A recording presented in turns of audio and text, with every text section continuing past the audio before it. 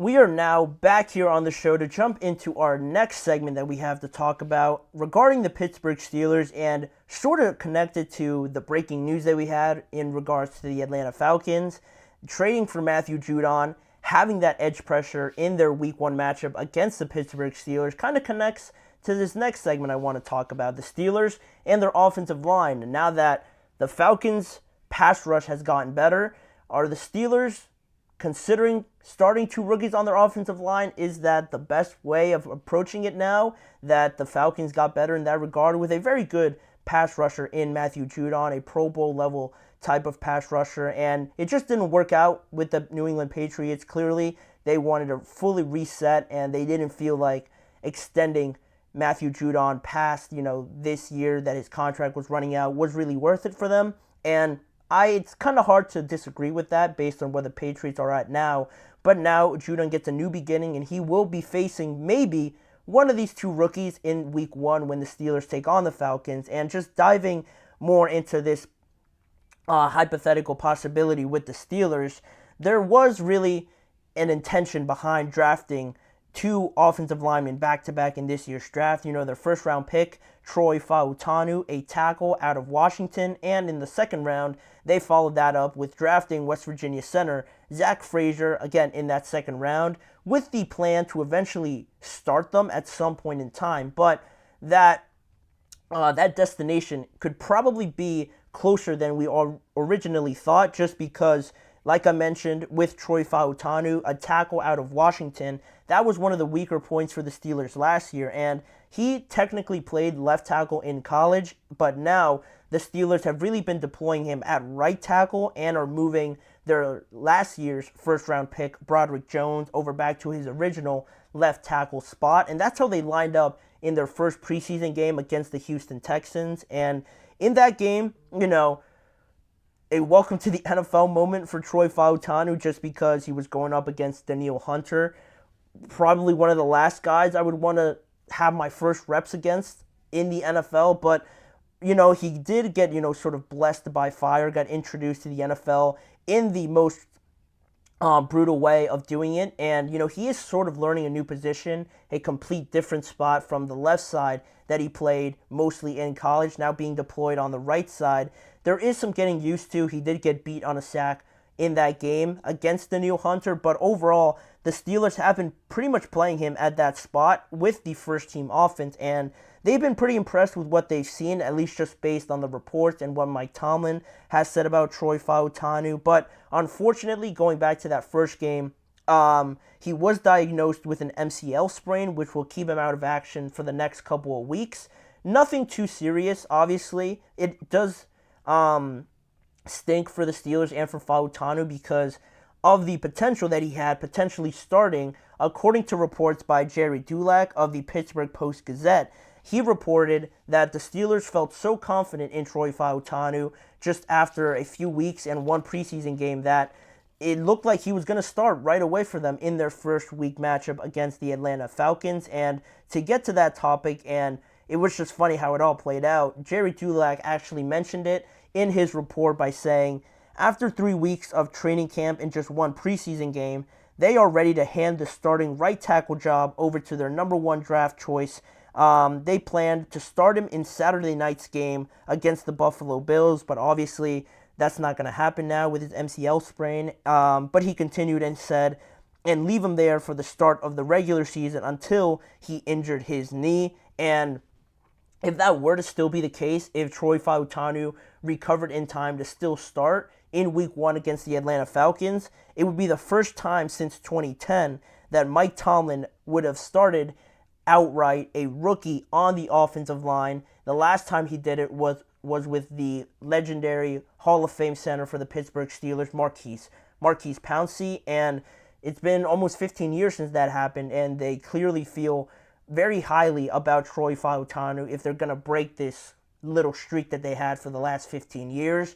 They must be really impressed by him already making that positional switch. And to go off of that, I mentioned that there's two rookies that they could start, and it is funny how the last time they started a rookie on that offensive line that it was Maurkice Pouncey, a center, because the other rookie that they could start on the offensive line, now more likely, is the fellow rookie center, Zach Frazier, out of West Virginia.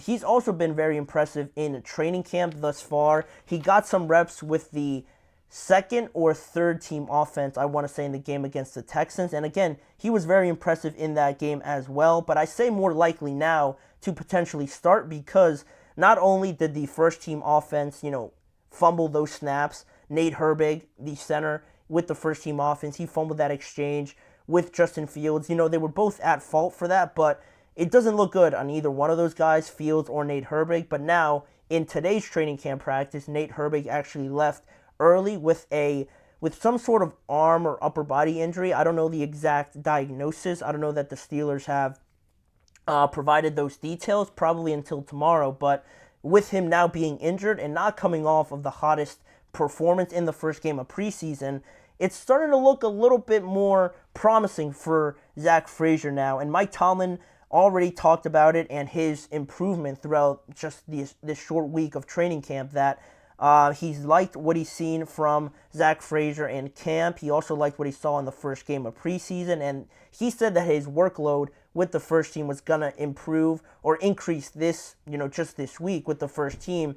And that's the case. That has been the case over the last few days. And now it looks like in tomorrow's practice, if Nate Herbig isn't ready to go, Zach Frazier will be in there with the first team in a joint practice with the Buffalo Bills. And what better way to make an impression in practice than none other than a Bills team that you're very familiar with, and facing other competition rather than your teammates. It's a great way and a good opportunity for Zach to go out there and prove that he deserves to be out there as the starting center. And I don't know if I would say that definitely guarantees that he's going to start, but it's a great opportunity to not only do that, but if Nate Herbig can't go over the weekend against the Bills on Saturday, then Zach Frazier, again, has another opportunity to go out there, regardless if it's with Justin Fields or Russell Wilson.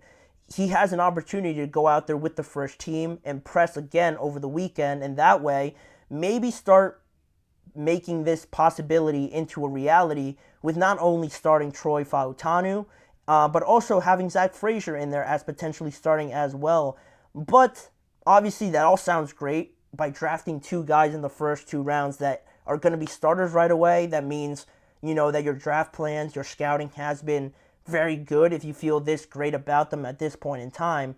But the risk you run, obviously, isn't ideal. In the first game, I was going to come on here and mention how the Falcons, their edge pressure isn't that great, so maybe Fautanu, it wouldn't be too much of a challenge in the first week just compared to going up against the new Hunter. It wasn't going to be the same against the Falcons, but now that everything has just changed in the matter of half an hour, now they have Matthew Judon coming in there, and depending on which side he lines up on, he could be facing a rookie in week one, and that could be a bigger challenge and a bigger risk for the Steelers, obviously having a rookie out there against one of the better pass rushers over the last 3 years. And also for Zach Frazier, if he does start, one of the best pass rushers that the Falcons have is Grady Jarrett right there in the middle. And again, if he does start, not great matchups on paper for two guys that are just starting their NFL careers. But if the Steelers, overall with my thoughts on this, if the Steelers really feel that starting two rookies, Frazier and Fautanu, at these two spots, give them their best opportunity to execute Arthur Smith's offense and just win overall in week one. Honestly, I don't see a problem with doing it. I'm just all for who the Steelers as evaluators feel are the two best to go out there and win games. If they feel it's two rookies, then it's two rookies. I have no problem with it, but I don't want it to be just these rookies just for the sake of, you drafted two great players and you just want to start them right away. I don't think they should rush the process of developing these two guys because they do have promising futures. At least it seems like it already here at the start. But if they're able to make up that ground and impress the rest of the time leading up to the regular season game against the Falcons, then, if that's the case, I don't really feel too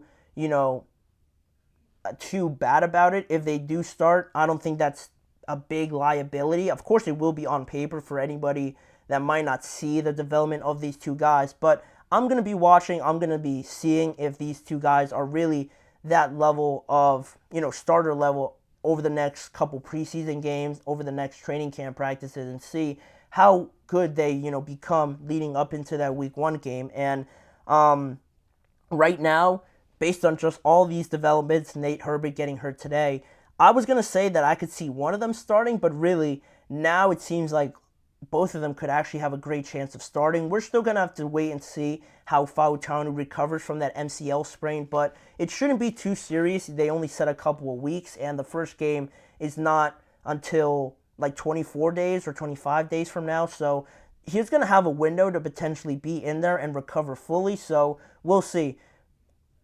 You know what's funny about the Steelers this year? It's been the fact that they're doing everything that the Steelers traditionally don't do. This year, been uber aggressive in trades and their draft strategy and things like that, and just moving around all these pieces, getting rid of their entire quarterback room, and now they follow suit by maybe starting 2 rookies.